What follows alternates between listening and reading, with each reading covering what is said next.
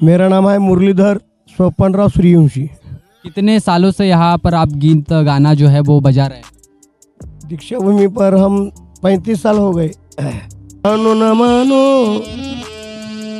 मानो न मानो, मेरी जबान भारत में चमकेगा नीला निशान।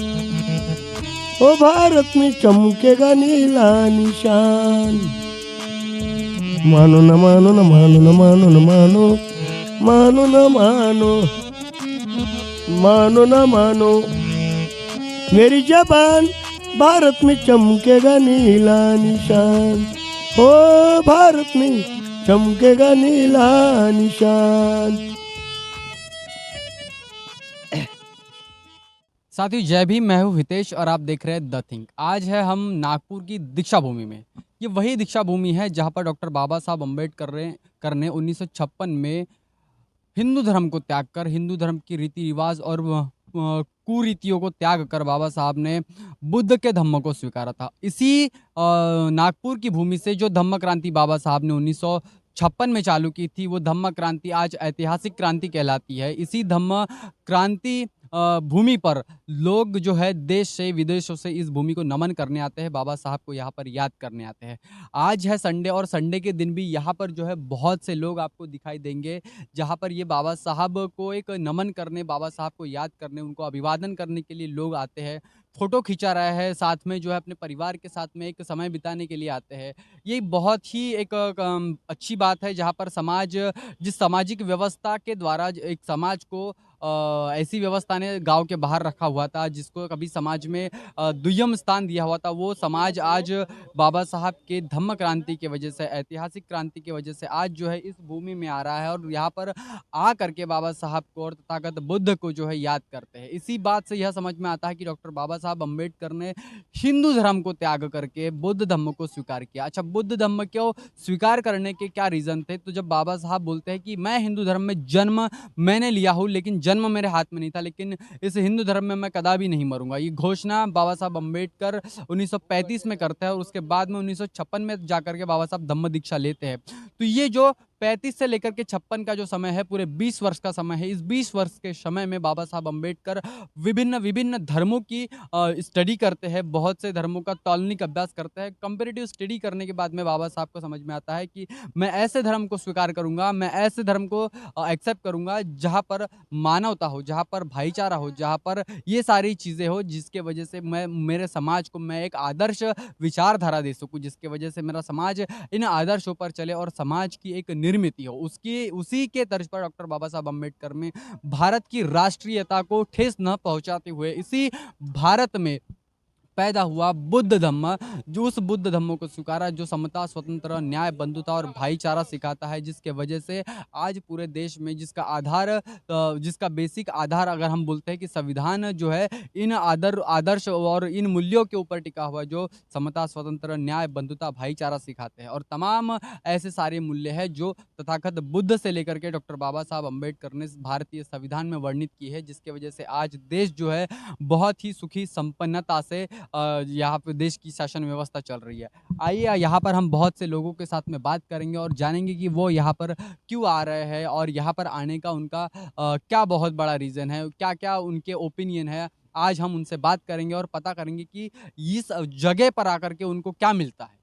साथियों, दीक्षा भूमि के इस प्रांगण में हमें भंते जी मिले हैं। भंते जी से हम चर्चा करेंगे, वार्तालाप करेंगे कि इस जगह पर जो धम्म क्रांति हुई थी, उस धम्म क्रांति के बारे में यहाँ पर लोग आकर क्या सोचते हैं, इस जगह को आकर के लोग बाबा साहब को किस तरीके से याद करते हैं और बाबा साहब की जो यादें हैं, जहाँ पर बाबा साहब ने 5 लाख लोगों के साथ में बुद्ध धम्म को स्वीकार किया था, उस बुद्ध धम्म के बारे में भंते जी से हम जानेंगे। तो सबसे पहले मैं भंते जी का स्वागत करना चाहूँगा। जय भीम, वंदना मी भंते जी। एक मिनट।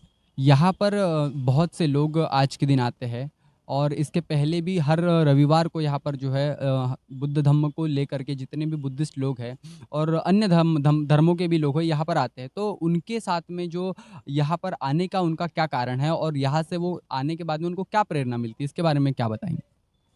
भगवान बुद्ध का जो धम्म है वो डॉक्टर भीमराव रामजी आम्बेडकर ने 14 अक्टूबर 1956 को विजयादशमी दिन में स्वीकार किया और 5 लाख लोगों को स्वयं दीक्षा दी है। भगवान बुद्ध का जो धम्म है वो मानव समान रहना चाहिए, इसलिए मानव धम्म बतलाया गया है। वह मानव धम्म ऐसा है, अपनी माता पिता पुत्र और जो पत्नी होती है, अपने जो शिक्षक होते हैं, अपने जो मित्र होते हैं, जो अपने साथ में रहने वाले सहकारी होते हैं, नौकर होते हैं, चाकर होते हैं और बुद्ध धम्म के जो धम्म गुरु होते हैं, इनका मान रखना चाहिए। समता, स्वातंत्र, बंधुत्व, इन 3 तत्वों पर ही भगवान बुद्ध का धम्म है। इतना ही मैं आपको अभी उपदेश देना चाहूँगा और इतना ही मैं आपको उपदेश दिया हूँ। धन्यवाद। तो भंते जी ने बताया कि भगवान बुद्ध का जो धम्म है मानवता के ऊपर आधारित है और इसी के साथ में जो है सभी लोग इस धम्म के तरफ धीरे धीरे आकर्षित हो रहे हैं। तो हमारे साथ में कुछ साथी है, साथियों से हम जानेंगे कि आज के इस जगह पर आने का उनका क्या कारण है। क्या नाम है आपका? महेश लोखंडे, महेश लोखंडे। कहाँ रहते हैं आप? बॉम्बे। बॉम्बे रहते हैं। अच्छा, तो बॉम्बे से यहाँ की जॉब वॉब करने आए हैं कैसे? I am basically artist, rhythm player artist. तो यहाँ पर इवेंट था अभी हमारा, तो इवेंट हो गया। तो जब भी मैं नागपुर में आता हूँ पर्सनली मैं तो दीक्षा भूमि में आके दर्शन लेके मन का समाधान लेके अवश्य जाता हूँ। कौन से आर्टिस्ट है, क्या बजा लेते हैं? मैं ढोलक, ड्रम वगैरह इत्यादि इंडियन फोक इंस्ट्रूमेंट जो भी है, फोक इंस्ट्रूमेंट सब प्ले कर लेता हूँ। अच्छा, तो पूरा ग्रुप आया है आपका यहाँ पर? ग्रुप है, बट ग्रुप के साथ ग्रुप तो हमारा 30 जन का है, बट अभी हम 2 जन रिदमिस्ट आए हुए हैं। ये प्रतीक है हमारे छोटे भाई और मैं महेश। क्या बताना चाहेंगे आज के दिन, क्या हुआ था आज के दिन? आज के दिन यार इतना तो मुझे वो पता नहीं, जो भी है याद नहीं। अच्छा, बाबा साहब के बारे में क्या होता है? बाबा साहब के बारे में आप जितना बोलो वो तो कम ही है, पहली बात तो। और दूसरी बात, आज मैं जो बोल पा रहा हूँ वो उनकी बदौलत है, नहीं तो हमें तो कुछ था ही नहीं बोलने के लिए। जो भी मैं दिख रहा हूँ, जो भी आर्टिस्ट हो, जो भी मेरी पर्सनल आइडिया है, वो मेरे से पहला डॉक्टर बाबा साहब अम्बेडकर को, उनके वजह से है मेरी, बस दैट्स ऑल। आपकी जो आइडेंटिटी है वो बाबा साहब की वजह से? के उपकार की वजह से, हमारा कुछ नहीं है उसमें। क्या नाम है आपका? प्रतीक। प्रतीक। कहाँ से है आप? मैं अहमदनगर से। अहमदनगर से है। तो आप भी इनके साथ में आए हैं? या क्या बताना चाहेंगे, आप कितना जानते हैं बाबा साहब के बारे में? बाबा साहब ने जो धम्म दीक्षा दी थी उसके बारे में क्या क्या ओपिनियन है? वैसे तो बाबा साहेब के बारे में बोलो इतनी तो मेरी नहीं है, पर जब भी मैं नागपुर आता हूँ, इवेंट की वजह से हो या बेसिकली कौन सी भी वजह से हो, तो मैं दीक्षा भूमि का दर्शन लेके जाते रहता हूँ। बस दीक्षा भूमि का दर्शन लेके जाते रहते हैं। अच्छा, तो देखिए कि यहाँ पर जो लोग हैं, बहुत कोई बॉम्बे से आ रहा है, कोई अहमदनगर से आ रहा है, देश के कोने कोने से लोग यहाँ पर बाबा साहब को याद करने, नमन करने यहाँ पर आते हैं। और यहाँ पर और भी बहुत से लोग हैं जिनके साथ में हम वार्तालाप करेंगे, बात करेंगे और जानेंगे कि यहाँ पर आने के बाद में उनका क्या रीज़न है और उनको क्या यहाँ से मिलता है, क्या प्रेरणा लेकर के वो जाते हैं। साथियों, दीक्षा भूमि के प्रांगण में हम जब आते हैं तो हमको यहाँ पर बहुत सी चीज़ें दिखती है, लेकिन एक यूनिक चीज़ है जो यहाँ पर लोगों का ध्यान जो है अपने तरफ आकर्षित करते हैं। तो वो ये कलाकार है जो देख नहीं पाते हैं लेकिन सबको दिखा पाते हैं कि बाबा साहब की विचारधारा को किस तरीके से लोगों तक के पहुँचाया जाए। ये 7 दिन यहाँ पर रहते हैं, बाबा साहब के गीत गा कर के समाज को प्रबोधनात्मक तरीके से जो है कहीं ना कहीं विचारधारा पहुँचा रहे हैं। तो आइए इनसे हम बाबा साहब के गीत को सुनेंगे और इनसे बातचीत करेंगे। तो सबसे पहले आप बाबा साहब का कोई अच्छा सा गीत हमें सुना दीजिए।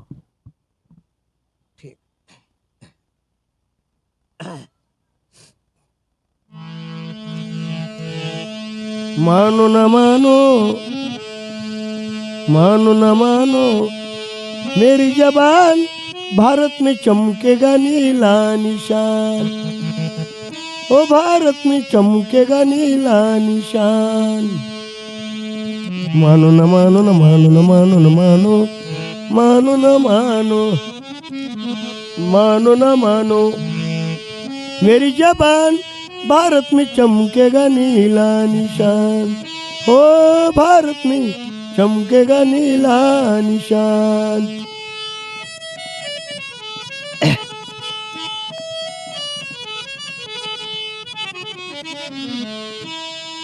बी.आर. आंबेडकर दलितों का राजा, 10 करोड़ दलित है उनकी फौजा। बी आर अम्बेडकर दलितों का राजा, 10 करोड़ दलित है उनकी फौजा, लगाई ध्वजा, फड़के आसमान, भारत में चमकेगा नीला निशान। ओ भारत में चमकेगा नीला निशान, ओ भारत में चमकेगा नीला निशान।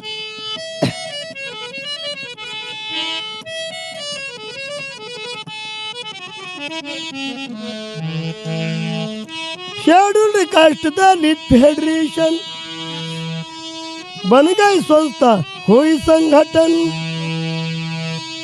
शेड्यूल्ड कास्ट दलित फेडरेशन बन गई संस्था, हुई संगठन।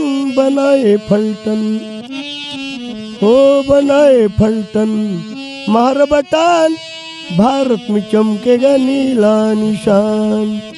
ओ भारत में चमकेगा नीला निशान, ओ भारत में चमकेगा नीला निशान।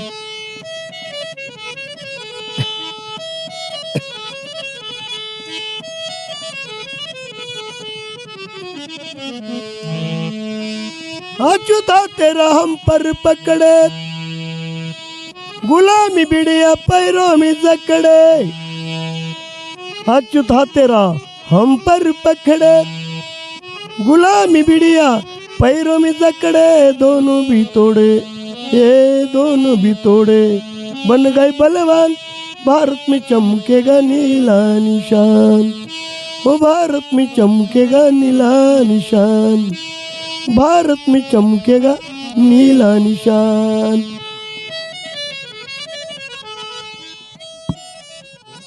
बहुत ही बेहतरीन ऐसा जो है बाबा साहब का गीत इन्होंने हमारे सामने प्रस्तुत किया। बहुत बहुत धन्यवाद व्यक्त करना चाहूँगा। तो सर, सबसे पहले मैं आपका नाम जानना चाहता हूँ, क्या नाम है आपका? मेरा नाम है मुरलीधर स्वपनराव सूर्यवंशी। कितने सालों से यहाँ पर आप गीत गाना जो है वो बजा रहे हैं?